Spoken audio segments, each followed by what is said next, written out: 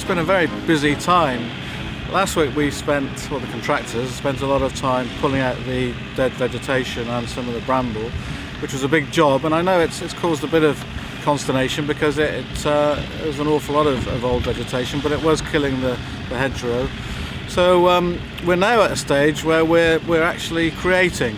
So they've planted hundreds and hundreds of bushes and trees for the hedgerows, and they're putting in stop fences so that we can manage the sheep to come on and off the land. And rather excitingly, diggers have arrived today, and I think behind me you can probably see the first water attenuation project starting. And we've got some funding here from the Gloucestershire County Council, who of course are very concerned about the flooding in Woodmancote and Bishop's Cleeve that happens every now and again, and it is serious when it does happen.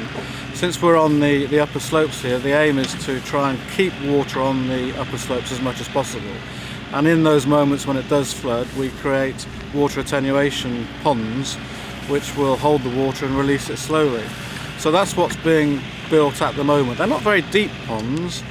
We want to enable them to also enhance the wildlife, so they are scrapes as much as they are ponds, and they allow the water to come in and leave the space, so they're not just pools of water, as it were. Apart from holding water, in the upper slopes, there will be natural ponds and scrapes made which will attract frogs, newts, toads, damselflies, dragonflies, all sorts of insects, and they in turn will attract birds.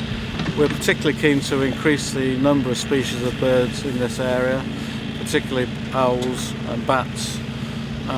So those insects will attract those birds, and a local ornithologist who is very knowledgeable about birds is actually helping me now to locate a full range of bird boxes in the trees that exist and on the land, including boxes for kestrels, little owls, barn owls, tawny owls and other smaller birds and passerines. So yeah, it's an exciting project. It's going to be 4 or 5 years before they get to munch on all the insects in the pond, but hopefully they'll be attracted to that wildlife that we're creating.